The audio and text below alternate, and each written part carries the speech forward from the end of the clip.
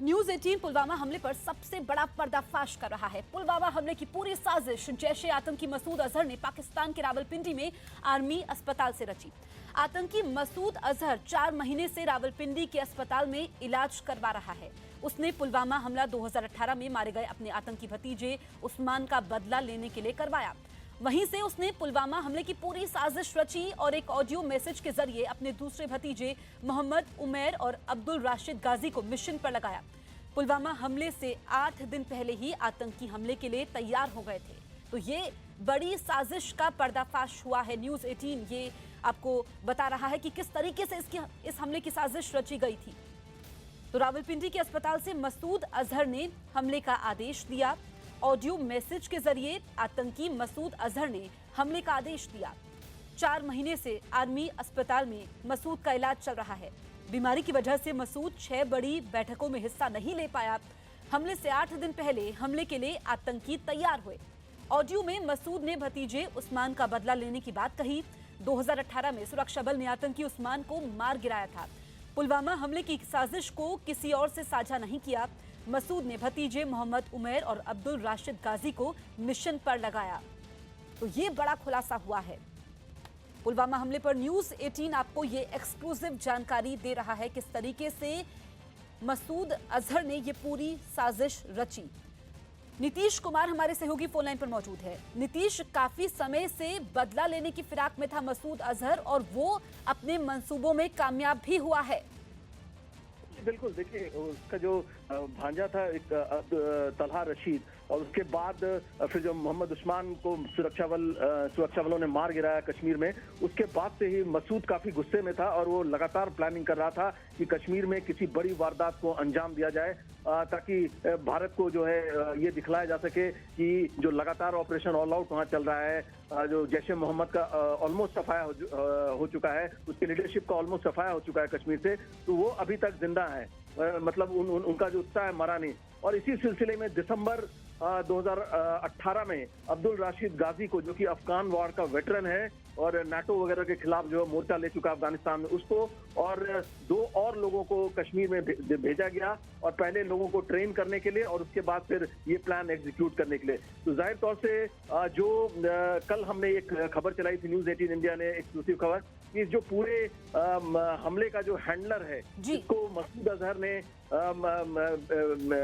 रावलपिंडी के base hospital, military hospital से आदेश दिया था, वो खैबर पख्तूनख्वा में बैठा हुआ है, एक मौलवी नस्र करके है। उसी ने अब्दुल राशिद गाजी को इंस्ट्रक्शंस दिए। अब्दुल राशिद गाजी ने फिर जो सुसाइड बॉम्बर को सब्सिक्वेंटली इंस्ट्रक्शंस दिए, जिसके बाद बिल्कुल, और ये हाल के दिनों में सबसे बड़ा आतंकी हमला करवाया। नीतीश, आप हमारे साथ बने रहिए। न्यूज 18 को पुलवामा हमले से जुड़ी एक और एक्सक्लूसिव जानकारी मिली है। हमले के बाद खुफिया एजेंसियों ने एक मैसेज इंटरसेप्ट किया। ये मैसेज YSMS सर्विस से इंटरसेप्ट किया गया। हैंडलर और गाजी भी इसी सर्विस के जरिए सुसाइड बॉम्बर के कांटेक्ट में था।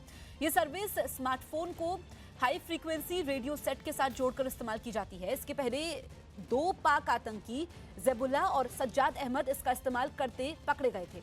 दरअसल न्यूज 18 इंडिया के पास एक्सक्लूसिव जानकारी है कि हमले के बाद खुफिया एजेंसियों ने खैबर पख्तूनख्वा से ऑपरेट कर रहे नस्र मौलवी का मैसेज इंटरसेप्ट किया, जिसमें उसने भारतीय जवानों के शहीद होने की जानकारी दी। नीतीश हमारे सहयोगी फोन लाइन पर लगातार हमारे साथ बने हुए हैं। नीतीश, ये मैसेज को भी इंटरसेप्ट किया गया और आतंकी गाजी हमलावर के लगातार संपर्क में था, तो ये एक नई रणनीति बनाई गई आतंकियों की तरफ से।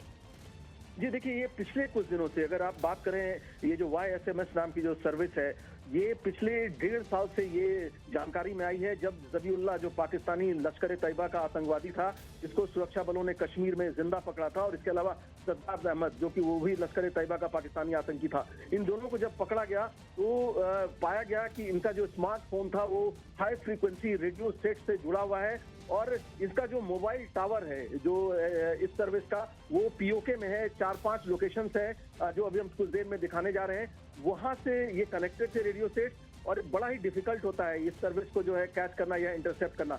लेकिन सुरक्षा बलों ने जो लास्ट इसको इंटरसेप्ट किया था, उसी के बेसिस पर एक टेक्निक डेवलप की है, उससे ये इन्होंने इंटरसेप्ट किया। और जब उन्होंने इस मैसेज को इंटरसेप्ट किया तो पता चला कि खैबर पख्तूनख्वा में जो नस्र बैठा हुआ है, नस्र मौलवी, वही जो है इंस्ट्रक्शंस दे रहा, वो हैंडलर है, वो गाजी को इंस्ट्रक्शंस दे रहा है और गाजी सब्सिक्वेंटली जो है उसको जो सुसाइड बॉम्बर है वकास कमांडो उसको इंस्ट्रक्शंस दे रहा था। तो जाहिर तौर से एक इससे पाकिस्तान बेनकाब भी हुआ है और ये मैं आपको बताऊं कि सुरक्षा एजेंसियां इसको क्लिंचिंग एविडेंस मान रही है जैसे जैसे इन्वेस्टिगेशन आगे बढ़ेगी पाकिस्तान के खिलाफ। बिल्कुल, तो ये बड़ा खुलासा भी हुआ है। नीतीश, आपका इस तमाम जानकारी के लिए बहुत बहुत शुक्रिया। एक और बड़ी खबर कश्मीर से, जहां जैश ए मोहम्मद के 60 आतंकी अभी भी छिपे हुए हैं। इन 60 आतंकियों में 35 आतंकी पाकिस्तान के हैं जबकि 25 आतंकी स्थानीय हैं। ये सभी आतंकी उमैर, इस्माइल और गाजी के साथ छिपे हुए हैं। तो ये बड़ी खबर है और ये जो जानकारी मिली है ये सुरक्षा एजेंसियों की चिंता बढ़ाने वाली है। 60 आतंकी अभी भी कश्मीर में छिपे हुए हैं जिसमें से 35 पाकिस्तान के हैं, बाकी स्थानीय हैं। ये चुनौती भी है कि स्थानीय लोगों को अब बरगलाया जा रहा है, उनका ब्रेन वॉश किया जा रहा है।